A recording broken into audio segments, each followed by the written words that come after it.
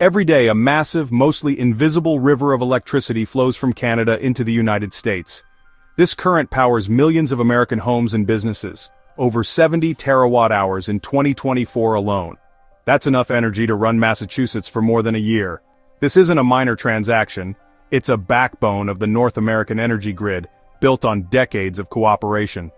Canadian provinces like Quebec and British Columbia generate far more hydroelectric power than they need, while U.S. regions like New England and New York depend on these imports. For years this trade was smooth, governed by long-term contracts and mutual benefit, but now this vital flow is at the center of a heated trade dispute.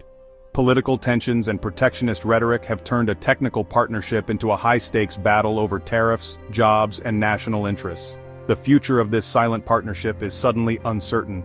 Disrupting this flow could ripple through every aspect of daily life: hospitals, schools, factories, and homes. What was once a model of cross-border cooperation is now a flashpoint, revealing just how fragile these essential connections can be. The question is, what happens if the power goes out on this partnership? In early 2025, tensions over electricity trade exploded. The White House, echoing Trump-era protectionism, began to see Canadian electricity as a threat to U.S. energy independence.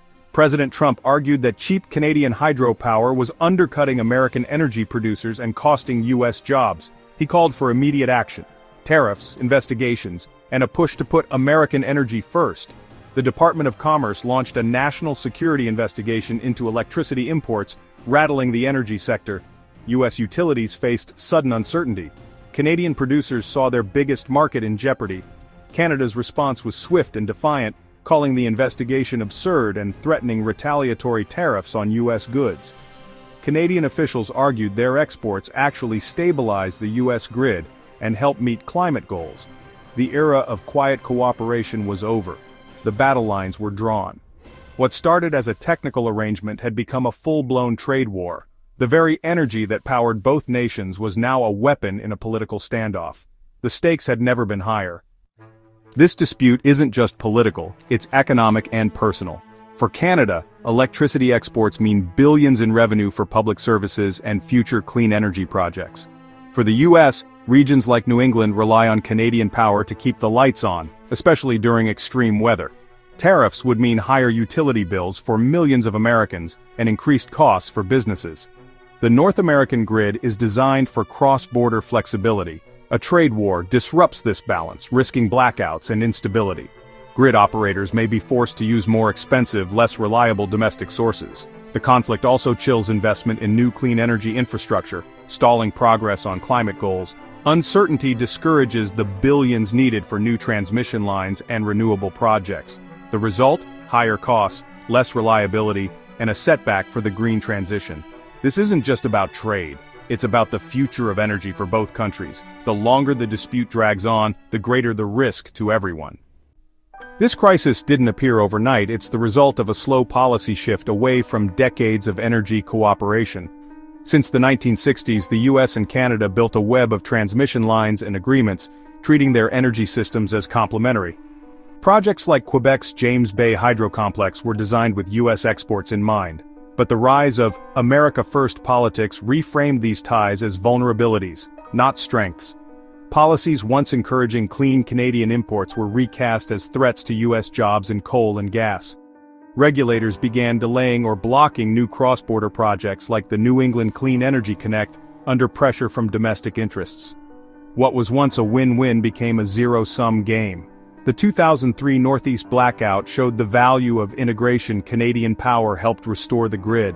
Now the focus is on onshoring energy, even at the cost of higher prices and less stability. The story of successful integration has become a cautionary tale of division. The reversal is stark from partnership to protectionism, with consumers and the climate caught in the middle. The question is whether this rift can be healed. The turning point came on June 12, 2025. President Trump, flanked by American flags, announced tariffs on Canadian electricity imports unless Canada agreed to new negotiations.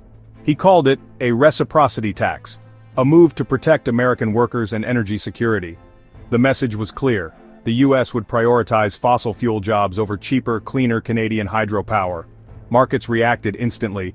U.S. utility stocks dropped, and Canadian leaders condemned the move as an attack on a close ally. Prime Minister Trudeau vowed a proportional response, signaling the end of quiet diplomacy. The threat of tariffs was now official U.S. policy, not just a bargaining chip. Both sides dug in, making compromise harder. The electricity relationship was broken, trust replaced by open retaliation. This was no longer a technical dispute, it was economic warfare. The gamble that economic pressure would force Canada to yield. Instead, it hardened positions and deepened the rift. The era of trust was over. In summary, this trade war centers on a vital but overlooked link. Canada's electricity exports to the U.S. For decades, this partnership provided affordable, clean energy and grid stability. Now protectionist U.S. policies have turned interdependence into a liability. Trump's America First stance reframed the trade as unfair, leading to tariff threats and a breakdown in trust. For Canada, the stakes are billions in revenue and public services. For the U.S., it's higher prices and grid risk.